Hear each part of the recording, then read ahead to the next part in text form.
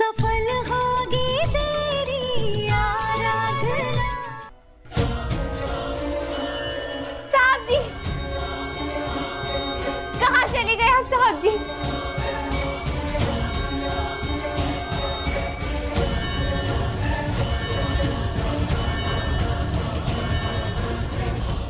साहब जी,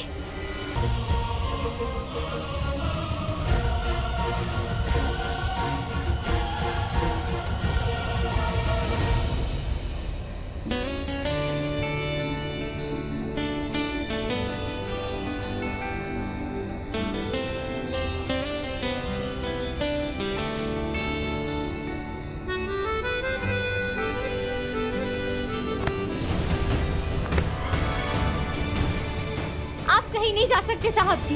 मैं आपको मुझसे दूर नहीं जाने दूंगी। इस बार हमें कोई अलग नहीं कर सकता।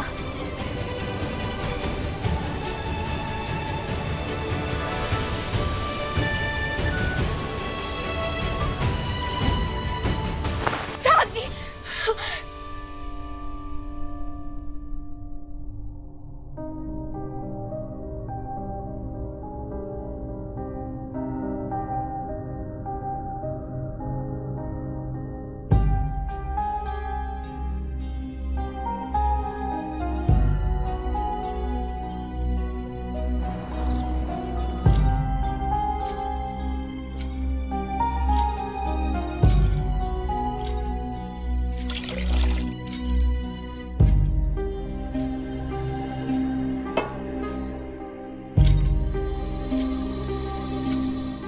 आराधना,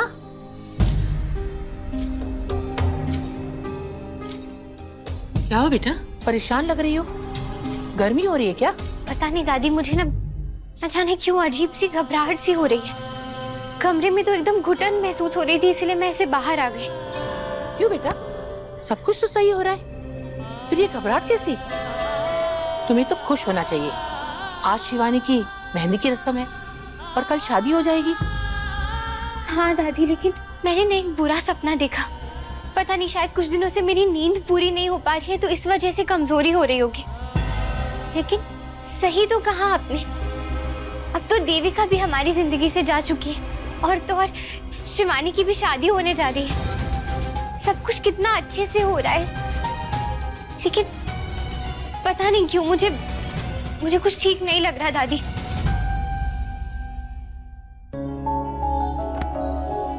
यहाँ बैठ।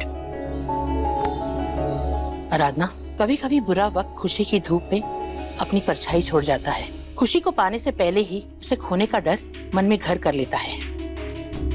जबकि सब कुछ ठीक है, उसके बाद भी तुम्हें जो ये डर लग रहा है ना, इसी की घबराहट है ये। हाँ दादी, सही कह रही हैं आप। इतनी मुश्किलों के बाद जब आखिरकार मेरी जिंदगी में खुशियां आ रही हैं, तो शायद इन्हीं खुशियों को खोने के डर से मुझे ये अजीब सी घबराहट हो रही है।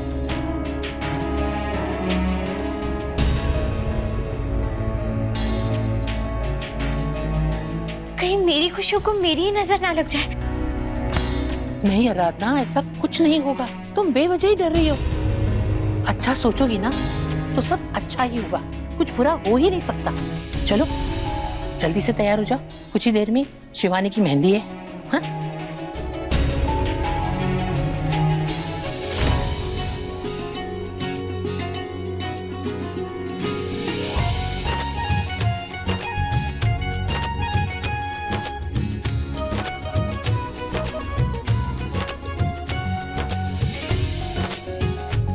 ये चाय नाश्ता सबसे पहले आप दादी को दे दीजिए, उसके बाद वहाँ दूल्हा दुल्हन है, उन दोनों को देना। फिर बाकी सारे मेहमान भी आए हुए हैं यहाँ पर, उन्हें भी दे दीजिएगा। Okay madam. आइए।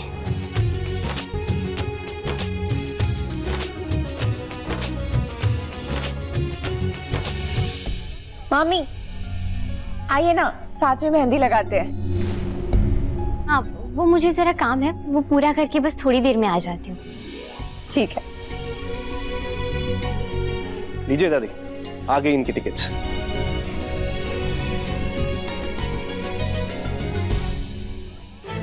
ये लो। दादी क्या है? ये वही है, आजकल के बच्चे क्या कहते हैं, वो शादी के बाद कहाँ जाते हैं? हनीमून दादी। अरे वही, तुम्हारे मामा जी ने तुम दोनों का टिकट करवाया है मून का।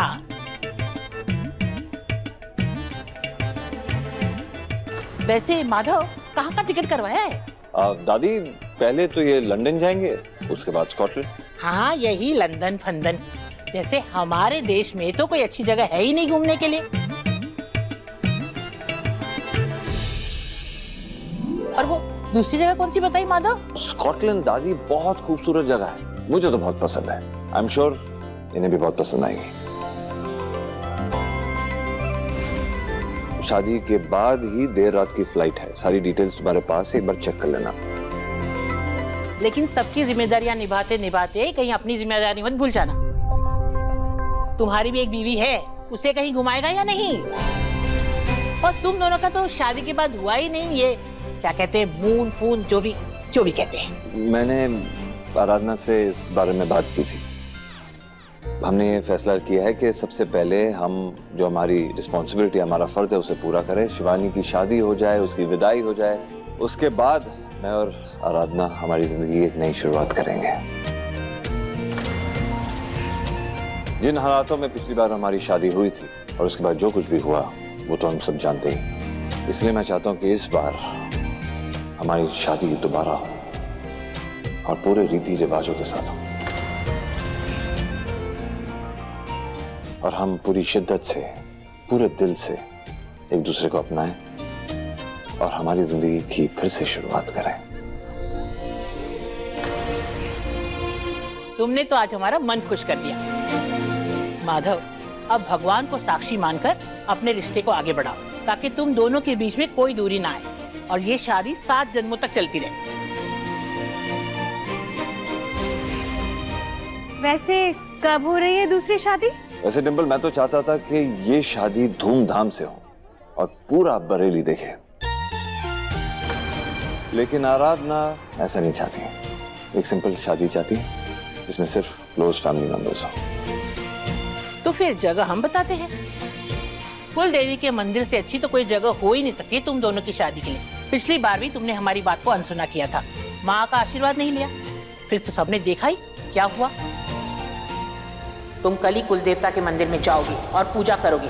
ये दिखावे की पूजा और ढोंग के लिए मैं रस्में नहीं निभा सकता, इसलिए आज मैंने फैसला कर लिया है कि मैं तुम्हें तलाक दूंगा।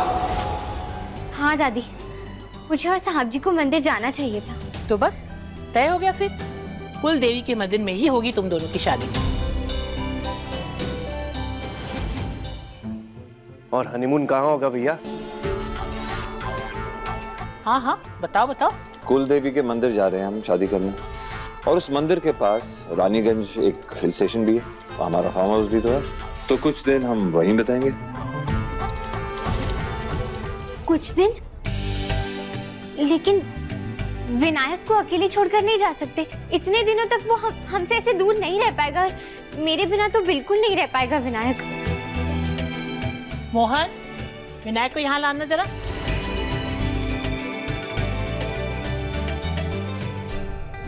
वैसे भी मेनका को भी कोई चिंता तो है नहीं, क्योंकि शिवानी की शादी जो हो रही है, इसीलिए इसकी बुआ ही संभालेगी अब विनायक को। ये लो, ये अब तुम्हारी जिम्मेदारी है।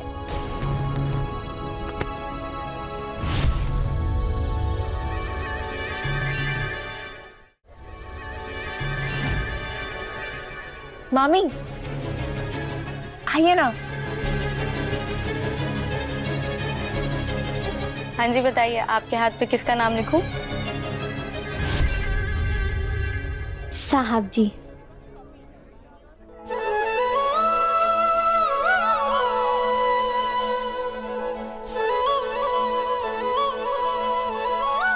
अरे अब तो दोबारा शादी होने वाली है। हनीमून तक प्लान हो गया है और तुम अब भी बड़े भैया को साहब जी बुलाओगी?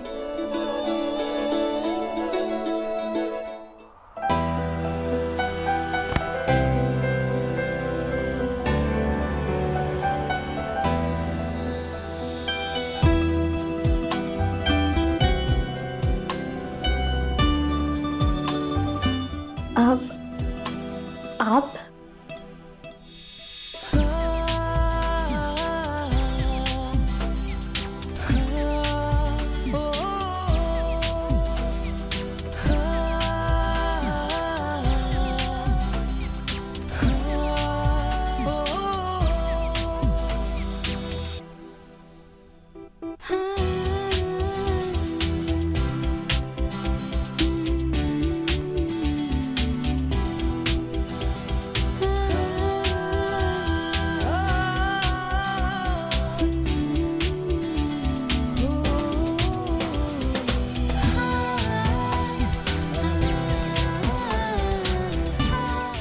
जी जी? सिर्फ जी कह के बुलाओगी? जी से पहले मेरा नाम तो बोलना होगा ना। बोलो बोलो, आगे बोलो, क्या है मेरा नाम? तुम्हारे मुंह से मैं अपना पूरा नाम सुनना चाहता हूँ आराधना। बोलो। आपने नीचे कुछ बोला क्यों नहीं? सब लोग मुझे चिढ़ा रहे थे। क्या बोलता?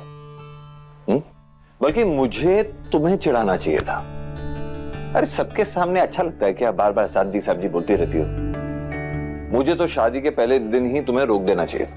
अरे मुंबई से, मतलब पहले दिन से ही तो मैं आपको साहब जी बुलाती आ रही हूँ ना। हम क्या मुंबई में हैं?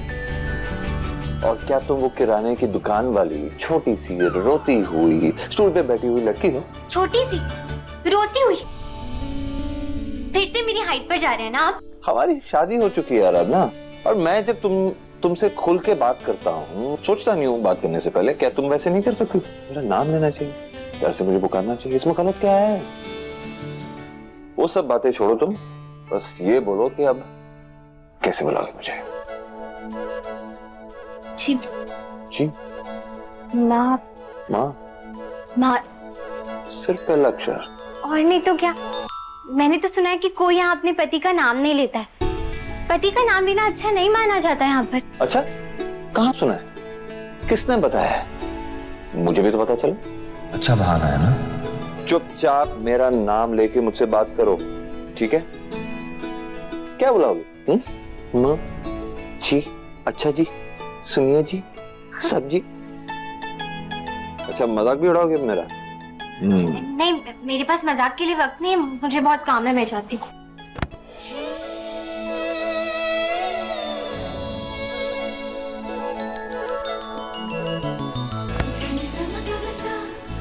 दो दिन बाद हमारी शादी है आराधना, फिर तुम मुझे सिर्फ मेरे नाम से पुकारोगे। प्रैक्टिस करो, कोई प्रॉब्लम नहीं है, काफी टाइम है तुम्हारे पास, लेकिन सिर्फ मेरे नाम से पुकारोगे तुम मुझे, कुछ और नहीं। नहीं तो सबके सामने मैं तुम्हें मालकिन बुलाने लगूंगा। कैसा लगेगा जब मैं तुम्हें मालकिन कह के बुलाऊंगा? अरे लेकिन लोग क्या सोचेंगे? क्या सोचेंगे? लोगों का काम है सोचना, सोचने दो। वैसे वैसे भी तुम मालकिन हो, इस घर की, मेरी दुनिया की।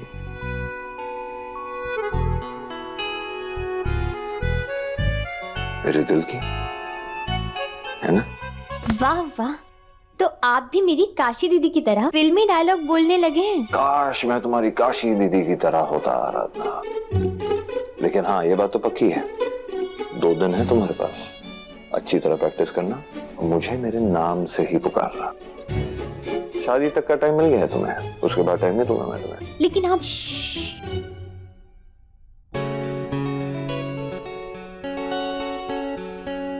2 दिन का वक्त है तुम्हारे पास आराधना। प्लीज यार, सबके सामने मुझे साहब जी कह के मत बुलाना।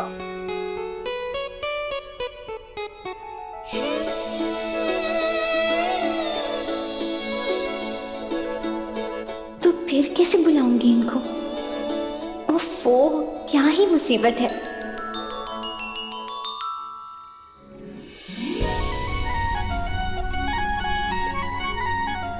आर्यन,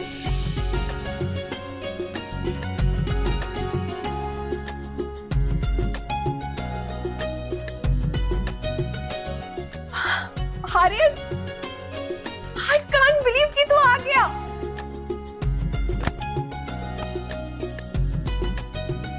मुझे तो लगा था कि मेरी शादी में तो आ ही नहीं पाएगा। ऐसे कैसे? मेरी बहन की शादी है और मैं नहीं आता।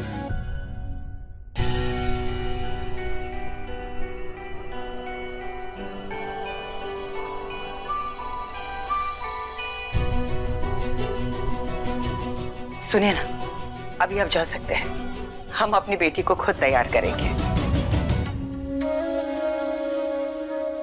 अब तू भी मेरी गलतियों की वजह से मुझे डांटने वाला है क्या? डांट ले तू भी। डांटू तो तब ना जब मुझे किसी ने कुछ बताया हो। मुझे घर में कोई इतना इंपॉर्टेंट समझता ही नहीं है कि ये सब मुझसे शेयर कर सके। परिवार का बड़ा बेटा होने के बावजूद भी मुझे कुछ नहीं बताता कोई। दादी ने मुझे सब कुछ बताया, आज तो तेरी शादी है, आज तुझे कैसे डांटूंगा? पापा भी यहाँ नहीं है, मैं सिर्फ तुम्हारे लिए आया हूँ शिवानी। जिस अकेलेपन को मैं बचपन से फील करता हुआ आ रहा हूँ, वो आज तेरे इतने स्पेशल डे पर तुझे कैसे फील करा था?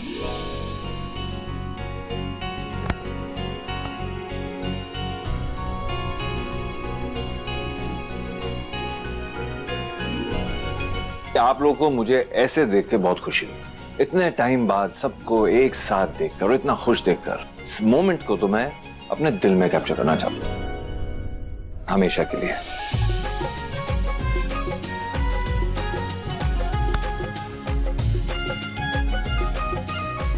अरे आप सब लोग अभी तक यही हैं? दादी ने सबको नीचे बुलाया है पूजा के लिए। चलो आप लोग चलिए प्लीज, मैं फटाफट से रेडी होके आता हूँ। आओ शिवानी।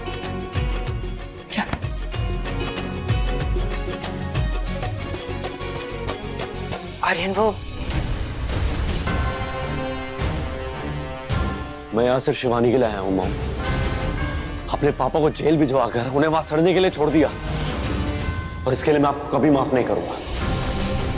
और शिवानी आपकी रिस्पॉन्सिबिलिटी थी, आपने उसका ढंग से ख्याल नहीं रखा, तो आज पता नहीं ना जाने उसको किस गरीब से शादी करनी पड़ रही है। इस सब की रिस्पॉन्सिबल आप हैं मॉम। हाँ आर्यन, तुम बिल्कुल सही कह रहे हो, सारी गलती हमारी है। वैसे भी बचपन से तुम्हें सारे गिले शिकवे हमसे ही तो रहे हैं। जितने भी इल्जाम तुमने हम पर लगाए हैं ना, वो सब सही है, लेकिन आज ये जो इल्जाम तुम मुझ पर लगा रहे हो ना, वो गलत है आर्यन।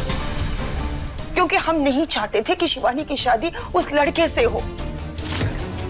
हम नहीं चाहते थे कि हम शिवानी का हाथ इस बेकार और गरीब लड़के के हाथ में दें। शिवानी की यह हालत जब तक हमें पता चला, तब तक बहुत देर हो चुकी थी आर्यन। ये बाहर जो कुछ भी हो रहा है ना, वो सब कुछ आराधना का किया धरा है। उस लड़की की वजह से तुम्हारे पापा को बहुत नुकसान झेलना पड़ा, क्योंकि उस लड़की ने तुम्हारे पापा के चरित्र पर उंगली उठाई थी। यही है वो आदमी साहब जी, इन्होंने मेरे साथ बदतमीजी की थी। शिवानी की ये शर्मनाक हरकत, उसकी प्रेगनेंसी, ये सारी बातें अगर आज बाहर आई है ना, उसके लिए जिम्मेदार सिर्फ और सिर्फ आराधना है। आर्यन, अगर ये आराधना बीच में टांग नहीं अड़ाती, तो आज तुम्हारी बहन शिवानी की शादी उस गरीब और बेकार परिवार में कभी नहीं होती। आर्यन, ये बात सच है कि हमने तुम्हारे पापा को कभी सपोर्ट नहीं किया, लेकिन ये बात भी तो सच है, तुम्हारे माता पिता तुम दोनों भाई बहन के हमेशा से पक्ष में थे और रहेंगे। आज भाई बहन के प्यार के बारे में एक सच्चाई हम तुम्हें बताने जा रहे हैं। हमारे भाई माधव से हमें कोई प्यार व्यार नहीं है। उसका साथ देना हमारी मजबूरी है। हमारे पिताजी की जो विरासत है ना, हम चाहते हैं कि वो विरासत तुम्हें मिले, ना कि हमारे भाई या उसके बच्चों को मिले। आर्यन, अब वो वक्त आ गया है कि तुम अपनी मां को जानो। हम दोनों के बीच जो राज के पर्दे हैं ना, उसे हटाने का आ गया है। अब तुम्हें ये जानना है कि तुम्हारी मां कौन है और वो तुम्हारे लिए क्या चाहती है।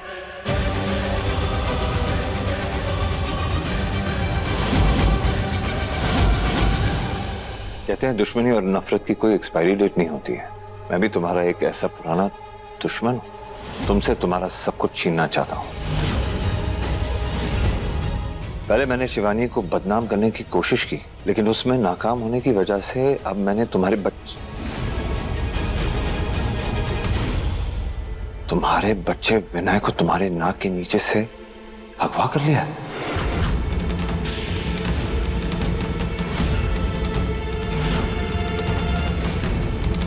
अब वो मेरे कब्जे में है। तुम मुझ तक, मेरी पहचान तक कभी नहीं पहुंच पाओगे।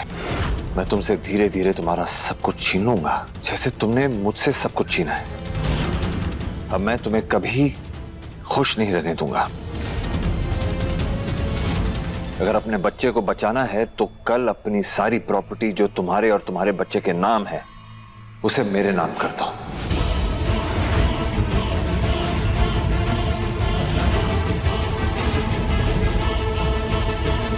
अपनी स्काई हाई कंपनी की डिटेल्स मैंने नीचे दे दी है और उसके बाद मैं तुम्हें बताऊंगा कि तुम्हारा बच्चा तुम्हें कहां मिलेगा।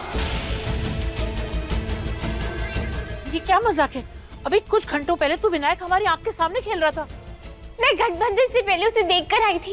वो अपने कमरे में अच्छे से सो रहा था, फिर अचानक ये कैसे हो सकता है? घर का चप्पा चप्पा छान मारो और ये देखो कोई हमारे साथ ऐसा गंदा मजाक तो नहीं कर रहा है। जाओ जाओ उधर देखो। अब हम क्या करें?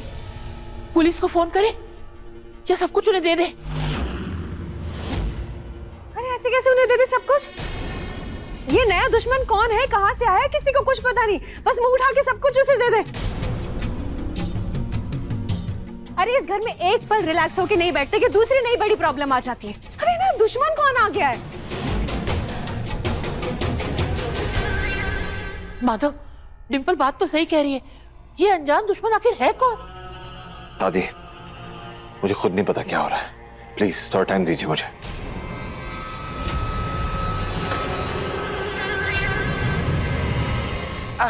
तो माधव क्या करें हम? हाँ, पुलिस को इन्फॉर्म करें या हम खुद जाए विनायक को ढूंढने? थोड़ा सोचने दीजिए मुझे। आर्यन चलो हम घर के बाहर और आसपास देखते हैं, हो सकता है विनायक यहीं कहीं हो और कोई हमसे मजाक कर रहा हो। एक काम करो, तुम घर के पार्किंग एरिया और आसपास देखो, मैं घर के बाहर देख के आता हूँ। जल्दी चलो।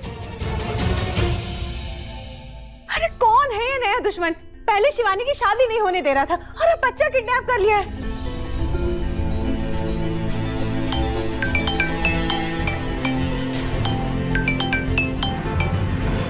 मजाक नहीं है ये। और अगर अपने बच्चे को जिंदा चाहते हो तो सब कुछ मेरी कंपनी के नाम कर दो। ढूंढवा लो अपने भाई और भतीजे से पूरा घर या आसपास का इलाका। बच्चा नहीं मिलेगा, वो मेरे पास है। और अगर कोई भी चालाकी की या पुलिस के पास जाने की कोशिश की तो अपने बच्चे की मौत के जिम्मेदार तुम लोग खुद हो।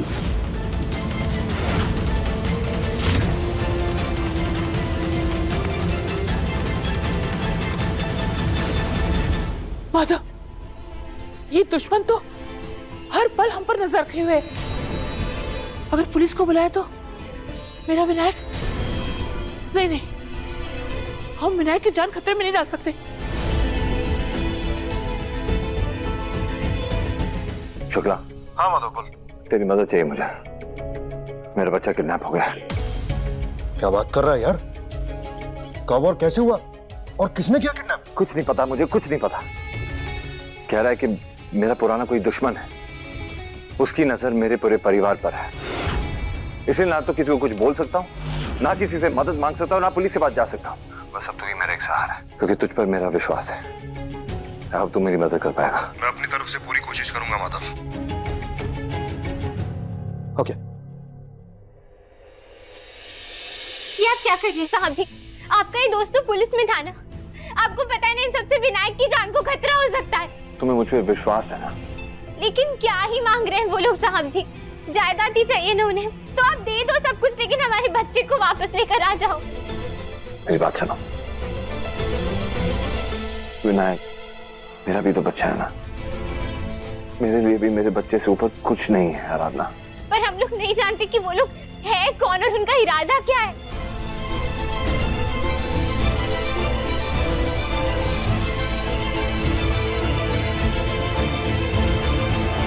हमें एक बैकअप की जरूरत है आराधना। पुलिस के पास हम जा नहीं सकते। मेरा दोस्त पुलिस में था लेकिन अब नहीं है, और उस पे मेरा पूरा विश्वास है। जो भी वो करेगा सोच समझ के करेगा। आप ये सब करके बहुत बड़ा खतरा मोल ले रहे हैं साहब जी। इन सब से कहीं हमारे विनायक के साथ कुछ गलत ना हो जाए। तुम क्यों आर्ग्यू कर रही हो आराधना? तुम एक माँ की तरह सोच रही हो, इसलिए इमोशनल हो। इसलिए मैं धैर्य से काम लेना होगा। भैया, वो मेरा आपसे 2 मिनट बात करनी थी। आराधना खुद को संभालो, मैं भी आता हूं। चलो। कहाँ गया होगा मेरा बच्चा?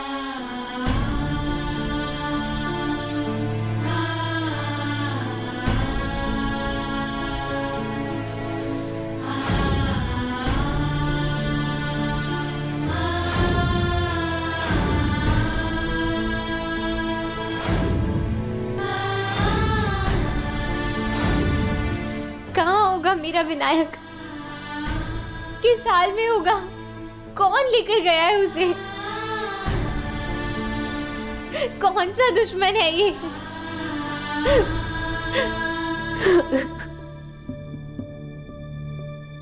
देविका तो पागल खाने में है, तो फिर ये कौन सा पुराना दुश्मन हो सकता है? कहीं किसी और के जरिए ये सब देविका ने ही तो नहीं करवाया? कुछ समझ नहीं आ रहा मुझे। ये कोई अपना ही है क्या, या फिर कोई पराया है? देखिए सफल होगी तेरी आराधना के लेटेस्ट एपिसोड्स कभी भी कहीं भी। अभी सब्सक्राइब करें दंगल प्ले ऐप।